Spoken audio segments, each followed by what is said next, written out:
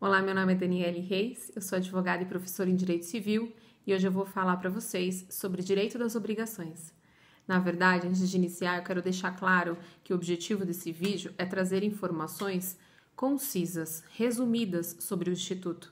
Para você que eventualmente já estudou esse assunto, mas não se lembra, ou para você que não conhece o Instituto, mas tem curiosidade de saber do que se trata. Primeiramente, é importante a gente saber que o direito das obrigações é um direito transitório. As obrigações, elas são criadas para serem extintas, por isso de ser um direito transitório. Diferente de outros direitos, como direitos reais, por exemplo, que têm uma tendência a uma perpetuidade, então são chamados de direitos permanentes, né? Esse direito, então, das obrigações, ele é composto pela obrigação em si, que possui alguns elementos. Os elementos da obrigação são os sujeitos ativo e passivo, sendo o sujeito ativo o credor e o sujeito passivo o devedor. É composta também por outro elemento chamado de elemento espiritual ou imaterial, que é justamente o vínculo havido entre este credor e este devedor, esses sujeitos da relação obrigacional. Além, então, dos sujeitos e do vínculo, eu tenho o objeto, o objetivo dessa obrigação, o motivo pelo qual essas partes se obrigaram, contrataram. O objeto é sempre composto de 3 obrigações apenas: obrigação de dar, fazer e não fazer. Depois disso, nós precisamos lembrar que essas obrigações, embora se simplifiquem, se resumam nas obrigações de dar, fazer ou não fazer, elas se ramificam. E nós temos obrigação de dar coisa certa e coisa incerta.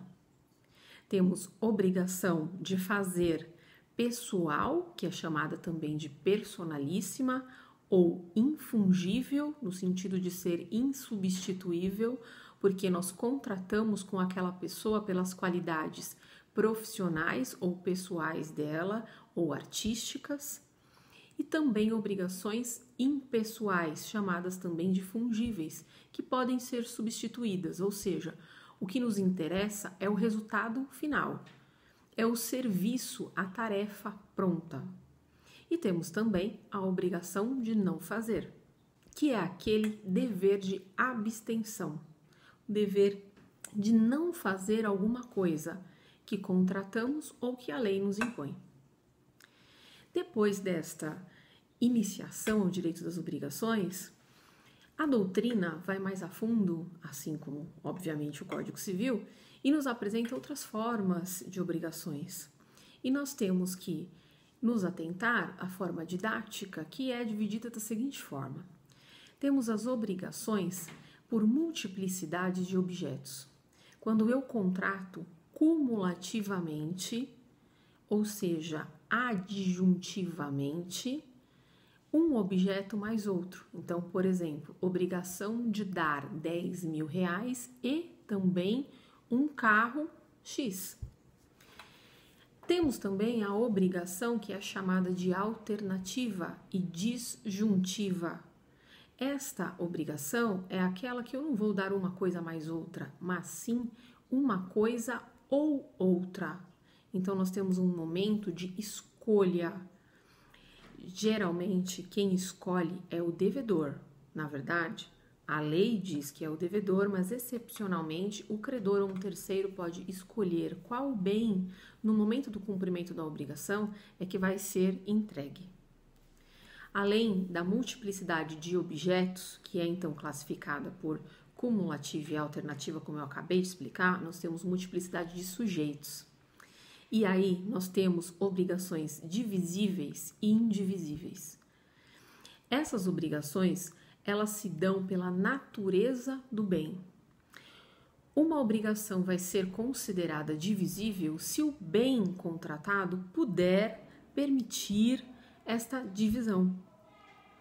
Quando eu digo, então, que eu vou dar 100 mil reais para 2 sujeitos, eu parto do pressuposto que eu vou dar 50 mil reais para um e 50 mil reais para outro, porque o bem, dinheiro, é divisível. Agora, se eu falo que eu vou dar para esses sujeitos um carro que é indivisível, eu vou pelas regras de natureza do bem e, portanto, eu posso entregar esse bem indivisível para qualquer pessoa da obrigação, para qualquer credor. Temos também na multiplicidade de sujeitos o Instituto da Obrigação Solidária, que é muito parecido com a regra de indivisibilidade do bem. Mas veja, a solidariedade ou ela é advinda da lei ou ela é contratada. Exemplo na lei é o artigo 932 do Código Civil, que trata de responsabilidade civil solidária. Mas a maioria dos casos nós vemos nos contratos, como por exemplo na locação, que é muito comum termos fiadores, que são garantidores da obrigação, que abrem mão do famoso benefício de ordem, que dá direito de cobrar primeiro o devedor principal e depois cobrar o devedor garantidor da obrigação, que seria o fiador, contratando com isso o direito de solidariedade. Na verdade, um dever do fiador pagar solidariamente com os locatários. Ele pode ser executado sozinho ou em conjunto. Ele tem o dever de pagar independente de termos cobrado o locatário, que é o devedor principal. Então, o que eu quero dizer com esse exemplo é que a solidariedade, independente do tipo de bem, se divisível ou indivisível, porque no exemplo que eu acabei de dar eu tenho um bem divisível que é o dinheiro, então, independente da divisibilidade ou não do bem, as partes contrataram dessa forma. Então, nós dizemos que todos devem o todo ou todos os credores podem cobrar o todo de um devedor.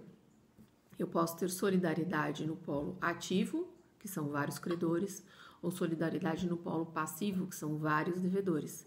Como eu posso ter a solidariedade mista, recíproca, bilateral, onde eu posso ter vários credores e vários devedores.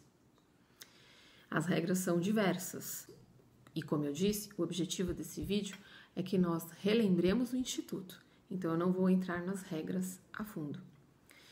Quando nós falamos naquelas obrigações, inclusive de dar, fazer, não fazer, nós temos regras importantes sobre o inadimplemento dessas obrigações, que também devem ser relembradas. Dica somente que eu relembro a vocês neste vídeo é que sempre que o devedor deixar de cumprir a obrigação por sua culpa, você pode cobrar perdas e danos. Se não houver culpa, simplesmente a obrigação se resolve, porque eu não posso exigir daquele o que ele não tem mais para dar ou como nos oferecer, regra geral. Mas, como eu disse, precisamos estudar mais a fundo. Bom, além da multiplicidade de objetos e de sujeitos que eu acabei de dizer, nós temos diversas outras classificações de obrigações. Por exemplo, classificação quanto ao momento de ser executada, que aí nós chamamos de obrigações instantâneas, que é aquela feita à vista. Diferida, que é aquela feita num ato só, porém no futuro, como por exemplo, pagamento a prazo, mas numa única parcela. Ou a obrigação continuada ou de trato sucessivo. Essas sim são aquelas prestações que nós assumimos, por exemplo, conta de água, luz, a GPS que eventualmente pagamos para o INSS, um seguro-saúde, parcelas da sua faculdade, por exemplo, um carnê das Casas Bahia. Enfim, são os parcelamentos, execução continuada ou trato sucessivo. Temos também a classificação dessas obrigações como principais e acessórias. A obrigação principal, ela existe por si só, e a acessória só existe enquanto existir a principal. A acessória acompanha a principal. Portanto, se eu tiver algum vício, algum problema, alguma nulidade na obrigação principal, a acessória se extingue automaticamente. O contrário, não. Além dessas obrigações, temos também a obrigação de meio e de resultado. Esse é quanto ao objetivo da tarefa a ser desempenhada. Então, por exemplo, a profissão de médico e advogado é uma profissão que exige uma obrigação de meio e não de resultado. O que isso quer dizer? Esses profissionais, eles devem empenhar toda a sua diligência, toda a sua técnica, cuidado ao executar a sua profissão, a sua tarefa. Porém, eles não podem garantir o resultado final. O médico não pode garantir que o doente vá se curar. O médico não pode garantir que ele vá sobreviver. Da mesma forma que o advogado não pode garantir o ganho de causa. Além dessas obrigações, nós temos a classificação da obrigação como líquida e líquida. Todas as obrigações devem ser líquidas, ter valor certo, determinado para serem executadas. Quando ilíquidas, dependerão de cálculo de arbitramento prévio. Além disso, nós temos as obrigações classificadas como pura, quando eu não tenho requisito nenhum que a subordine, como temos as obrigações condicionais, a termo ou com encargo. Relembre que ela está no 3º degrau da escada pontiana nos negócios jurídicos. Volte lá. Enfim, essas são algumas das classificações das obrigações. Além dessas obrigações, nós temos as obrigações acessórias, que são as cláusulas penais. Essas obrigações acessórias nós podemos dividi-las em moratórias, quando nós inserimos alguma cláusula, por exemplo, para inibir a mora, o atraso nessa obrigação, juros, correção, coisas desse tipo. Ou então para evitar o inadimplemento, o descumprimento dessa obrigação, que ela é chamada de compensatória.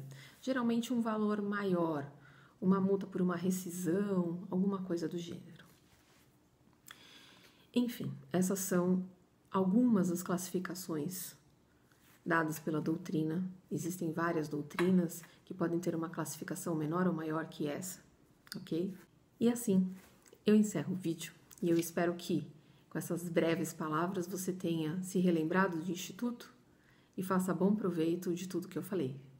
Boa sorte, bons estudos. Um abraço.